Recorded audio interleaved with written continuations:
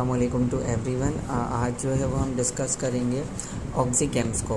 Basically ऑक्सीकेम्स जो है वो हमारे पास एनसेड्स की जो है वो क्लास में आता है और उसे हम इनोलिक एसिड एनसेड्स भी कहते हैं। मतलब इसमें जो एनसेड्स आ रही होती हैं उसे हम इनोलिक एसिड एनसेड्स कहते हैं। और ये इनोलिक एसिड एनसेड्स क्यों कहलाई जाती हैं? क्योंकि ऑक्सीकेम्स के अंदर जो है वो कुछ ऐसी स्ट्रक्चरल प्रॉपर्टीज़ होती हैं जिसकी वजह से ऑक्सीकेम्स जो है वो कीटो इनॉल टॉटोमराइजेशन की तरफ चली जाती हैं और कीटो इनॉल टॉटोमराइजेशन की वजह से उनके अंदर इनोलेट आइन जो है वो फॉर्म हो जाता है। सही है, तो इन्हें हम जो है वो इनोलिक एसिड एनसेड्स जो है वो कह रहे होते हैं। और ये जो इनोलिक एसिड एनसेड्स होते हैं बेसिकली ये रिप्रेजेंट कर रहे होते हैं इस स्ट्रक्चर को, 4 हाइड्रोक्सी 1,2 बेंजोथायजीन कार्बोक्सिमाइड। सही, अब 4 हाइड्रोक्सी को बनाएंगे कैसे? बेसिकली हमारे पास सबसे पहले हम बनाएंगे बेंजीन रिंग। सही है, अच्छा जी। उसके बाद हमारे पास जो है वो क्या कहते हैं, थाया ग्रुप। सही है, और OH ग्रुप। और उसके बाद हमारे पास इसके साथ एक नाइट्रोजन ग्रुप लगा हुआ है और ये हमारे पास बन गया कार्बोक्सी अमाइड। सही है, कार्बोक्सी अमाइड। सही है, and this is 1 2 3 position, 4 position hydroxy group, 4 position hydroxy group. सही है, एंड 1 2 बेंजो। सही है, और ये हमारे पास थाया ग्रुप है, सल्फर ग्रुप एंड अजीन। सही है, तो ये हमारे पास क्या बन गया? ये बन गया हमारे पास जो है वो ऑक्सीकेम्स। बेसिकली ऑक्सीकेम्स जो है वो किस तरह से बनाई गई? बेसिकली ये जो ऑक्सीकेम्स है ये हमारे पास ऐसा ग्रुप है जिसमें स्ट्रक्चरली डिस्टिंक्ट कंपाउंड्स आते हैं। और ये कंपाउंड्स जो है वो बेसिकली एक हमारे पास कंपनी थी पिफजर कंपनी। पिफजर कंपनी ने जो है वो बेसिकली हमारे पास अपनी एफ़र्ट्स लगाई और उन्होंने एफ़र्ट्स लगाने के बाद ये सोचा कि हम जो है वो कार्बोक्सिलिक एसिड की वजह से जो एसिडिटी आ रही है और जो GIT एडवर्स इफेक्ट आ रहे हैं बेसिकली उसकी वजह से हम कोई जो है वो ऐसी ड्रग बनाए जो कि हमारे पास एक तो नॉन कार्बोक्सिलिक हो, यानी कि हमारे पास नॉन कार्बोक्सिलिक हो और बेसिकली वो हमारे पास जो है वो क्या कहते हैं पोटेंट एंटी इन्फ्लेमेटरी हो और जो है वो क्या कहते हैं हमारे पास वेल टॉलरेटेड। तो उन्होंने एफ़र्ट्स लगाई और एफ़र्ट्स लगाने के बाद उन्होंने जो है वो बेसिकली हमारे पास ऑक्सीकेम्स जो है वो बनाए। और पहली जो बेसिकली हमारे पास जो है वो ऑक्सीकेम्स आई वो थी बेसिकली पिरोक्सीकैम।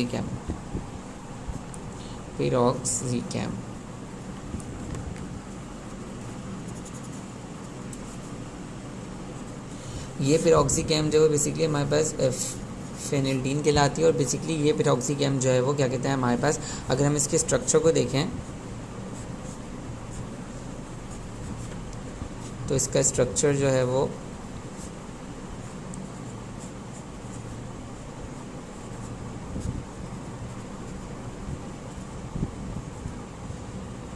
और यहाँ पर ही हमारे पास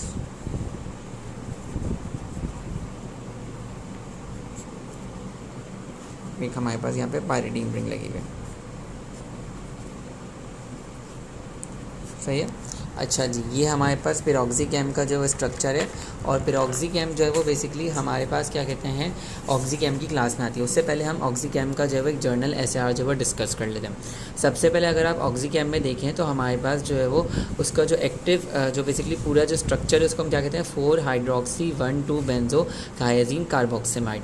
बेसिकली ये जो कार्बोक्सिमाइड स्ट्रक्चर है, अगर मैं इस कार्बोक्सिमाइड को जो है वो क्या कहते हैं यहाँ पे अगर मैं डेरिवेटाइजेशन कर दूँ इसके अंदर कोई और सा ग्रुप लगा दूँ तो हमारे पास कंपाउंड की प्रॉपर्टी में जो है वो फ़र्क आ जाएगा। सही है, लेकिन मैं यहाँ पर जो है वो क्या कहते हैं अगर मैं यहाँ पे जो है वो इस NH2 जो लगा हुआ है उसकी एक H को हटाकर यहाँ पे हेटेरो एराइल या एराइल रिंग ऐड कर दूँ तो बेसिकली हमारे पास जो है वो फिर हमें डिफरेंट जो है वो रिजल्ट्स मिलते हैं। बेसिकली ऑक्सीकेम्स जो है वो क्या कहते हैं हमारे पास जब हम इसको लेते हैं ऑन एडमिनिस्ट्रेशन ये नॉन एसिडिक होती है, लेकिन बॉडी में जाने के बाद जो वो ये एसिडिक हो जाती है। अंदर साइड ऑफ एक्शन वो क्यों होती है? क्योंकि इस कार्बोक्सीमाइड की वजह से। ऑन एडमिनिस्ट्रेशन ये जो है वो क्या कहते हैं नॉन एसिडिक क्यों होती है? क्योंकि कार्बोक्सीमाइड है।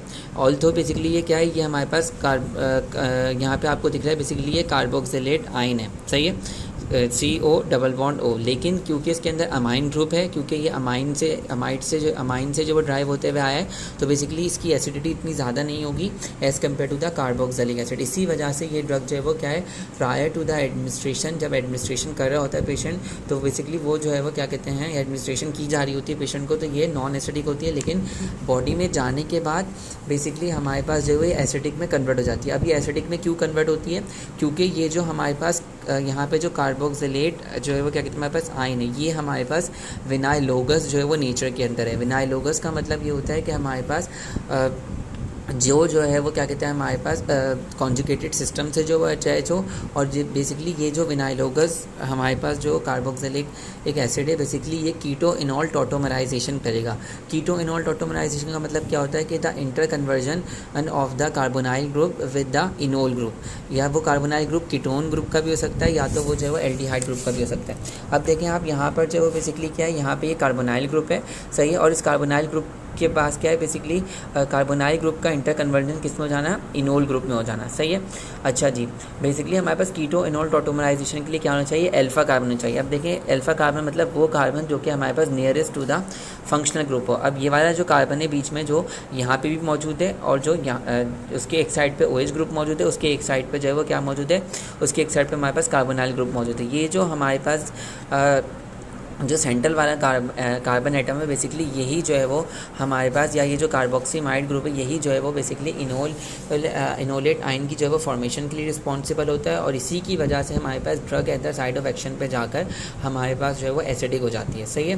तो ये जो है वो क्या कहते हैं हमारे पास जो है वो क्या कहते हैं इसका जो वो इंट्रोडक्शन था, बेसिकली ये हमारे पास जो है वो ऑक्सीगेम्स होते हैं बेसिकली। अच्छा जी, यही वाली बात है कि ये रिसेप्टर से बाइंड होने में जो है वो मदद करेगा इसको।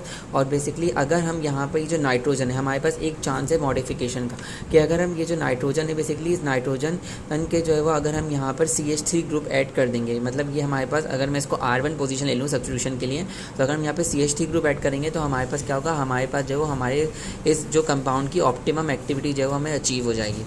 और अगर मैं इस कार्बोक्सीमाइड की सब्स्टिट्यूशन करवा दूँ तो मेरे पास जो है वो क्या कहते हैं एक्टिविटी में जो है वो फ़र्क आ सकता है। लेकिन अगर मैं इसी कार्बोक्सीमाइड की जो है वो हेटेरो एराइल से सब्स्टिट्यूशन करवा दूँ, या हमारे पास एराइल ग्रुप सब्स्टिट्यूशन करवा दूँ, तो मेरे पास क्या होगा, जो हेटेरो एराइल जो डेरिवेटिव्स होंगे उनकी एसिडिटी ज़्यादा होगी as compare to the aryl group. तो इसी के नतीजे में इन सारी बातों को रखते हुए हमारे पास जो है एक जो है वो मार्केट में ड्रग आई, पहली ड्रग आई पिरोक्सीकैम। पिरोक्सीकैम में अगर आप देखें तो यहाँ पे CH3 ग्रुप लगा हुआ है नाइट्रोजन के साथ, जिसकी वजह से इसकी एक्टिविटी ऑप्टिमल हो गई। अच्छा, ये जो सल्फर ग्रुप है बेसिकली ये हमारे पास क्या है, ये इसकी जो है वो सॉलिबिलिटी के लिए रिस्पॉन्सिबल है। और ये जो हमारे पास कार्बोक्सीमाइड ग्रुप है बेसिकली ये किसके लिए रिस्पॉन्सिबल है, ये इनोलेट आइन इनकी फॉर्मेशन के लिए रिस्पॉन्सिबल है, ताकि drug at the site of action पे जाकर हमारे पास जो है वो कीटो इनॉल टॉटोमराइजेशन करे, और कीटो इनॉल टॉटोमराइजेशन की वजह से इनोलेट आइन बने, और इनोलेट आइन की वजह से वो एसिडिक ड्रग हो जाए और जो है वो अपना एक्शन जो है वो परफॉर्म कर सके, सही है। अच्छा जी, इसके अलावा हमने बात की बेसिकली जब हमने बात की कि बेसिकली जब हम जो है वो बेसिकली जनरली हमारे पास ऑक्सीगेम्स की जो पीके वैल्यू होती है वो 4 से 6 होती है, सही। और हमने बात की अगर मैं कार्बोक्सीमाइड जो ग्रुप लगा हुआ है अगर मैं उसको किसी हेटेरो एराइल रिंग से जो है वो अटैच कर दूँ, तो इस ड्रग की क्या बन जाएगी, बेसिकली इस ड्रग की जो है वो क्या कहते हैं हमारे पास एसिडिटी जो है वो बढ़ जाएगी। बेसिकली ये जो हमारे पास पायरीडीन रिंग लगा हुआ है ये क्या करेगा, ये जो है वो इनोलेट आइन की वजह से जो डीस्टेबिलिटी आएगी बेसिकली उसको जो है वो ये इनोलेट आइन को जो है वो स्टेबल कर होगा। जो इसका नाइट्रोजन एटम है पायरीडीन का, वो अपने लोन पेयर्स को यूज़ करते हुए इस जब इनोलेट आइन फॉर्म हो रहा होगा यहाँ पे वो उसको जो है वो स्टेबलाइज करेगा, ताकि ड्रग जो है वो स्टेबल रहे और जो है वो बेसिकली हमारे पास जो है वो फिर जो है वो क्या कहते हैं अपना एक्शन जो है वो परफॉर्म कर सके। तो ये जो है वो ऑक्सीगेम्स थे। ऑक्सीगेम में लॉनेक्सीगेम भी आ रही होती है, टोनेक्सीगेम भी आ रही होती है, बस उसमें वहाँ पे क्या होता है वहाँ पर जो है वो बेसिकली यहाँ पे थायोफिन ग्रुप जो है वो लग जाता है और थायोफिन के साथ कोई फर्दर जो है वो मॉडिफिकेशन आती है। अच्छा जी, अब अगर हम यहाँ पे एक और SAR में इसका पॉइंट ये आता है कि अब अगर मैं यहाँ पे कार्बोक्सीमाइड ग्रुप को हेटेरो एराइल रिंग से जो है वो अटैच कर दूँ, तो अगर मैं उस हेटेरो एराइल रिंग की जो है वो जो पोजीशन है बेसिकली इस कार्बोक्सीमाइड से जो हमारे पास क्या कहते हैं पोजीशन है, अगर मैं यहाँ पे कोई भी हेटेरो एराइल रिंग जो है वो ऐड कर दूँ, जैसे मैंने यहाँ पे पायरीडीन ऐड कर दिया, अब जो इस कार्बोक्सीमाइड के जो पैरा पोजीशन है और ऑर्थो पोजीशन है, सही है। और मेटा पोजीशन है। मैं इन तीनों पोजीशन पे सब्स्टिट्यूट कर सकता हूँ, लेकिन अगर मैंने पैरा पोजीशन पे और ऑर्थो पोजीशन पे सब्स्टिट्यूट की तो हमारे पास जो है वो एक्टिविटी जो है वो इतनी ज़्यादा हमें नहीं मिलेगी। लेकिन जब मैं मेटा पोजीशन पे सब्स्टिट्यूट करूँगा तो मेरे पास एक्टिविटी मिलेगी, और कब मिलेगी, जब मैं क्लोरीन ग्रुप को मेटा पोजीशन पे सब्स्टिट्यूट करूँगा। तो ये इसका जर्नल एसएआर था।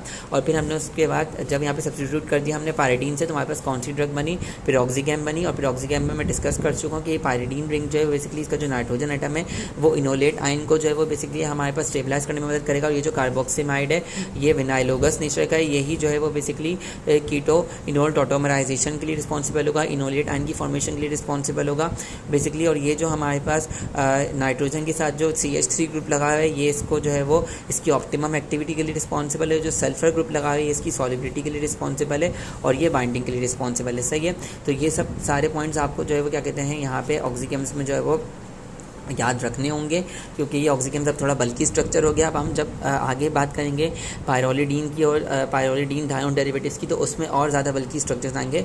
तो अब से यहाँ से थोड़ा सा मुश्किल पार्ट शुरू हो जाता है। और अगर कोई भी प्रॉब्लम हो आप अपने कमेंट्स में बिल्कुल जो है वो मेंशन कर सकते हैं। फॉलो करें, सब्सक्राइब करें, और इंशाल्लाह हम फिर अपना लास्ट टॉपिक डिस्कस करेंगे एनसेट्स का, जिसमें हमारे पास जो है वो हम डिस्कस करेंगे पायरोलिडीन और 3,5 पायरोलिडीन डायोन डेरिवेटिव्स को। सही है। उसमें हम डिस्कस करेंगे उनके डेरिवेटिव्स के बारे में, उनका जर्नल एसएआर देखेंगे। अच्छा, और फिर जो मैंने पहले एंथ्रासिलिनिक एसिड के अंदर जो प्रॉब्लम हाईलाइट की है एराइल प्रोपियोनिक एसिड की और एराइल एसिटिक एसिड की, उसको आप ज़रूर जो है वो करेक्शन कर लीजिएगा। उसके बगैर आपके डेरिवेटिव सही नहीं बनेंगे। वो मैंने प्रॉब्लम वहाँ पे मुझे थोड़ी कन्फ्यूजन हो गई थी, उसको आप ज़रूर जो है वो देख लीजिएगा। और अगर फिर भी समझ में ना आए तो आप कमेंट पे जो है वो लिख दीजिएगा, ताकि मैं वापस से जो है वो उसको डिस्कस कर सकूँ हमारे पास, और आपकी क्वेरी को जो है वो सॉल्व कर सकूँ। तो अगर आपको इसके हवाले से कोई प्रॉब्लम हो तो आप क्या कहते हैं कमेंट में जो है वो लिख दीजिएगा, सब्सक्राइब कीजिएगा, फॉलो कीजिएगा और शेयर कीजिएगा। Thank you so much. और हम नेक्स्ट वीडियो के अंदर अपना एनसेट्स का लास्ट जो है वो एसएआर डिस्कस करेंगे पायरोलिडीन और पायरोलिडीन डायोन डेरिवेटिव्स का। Thank you so much.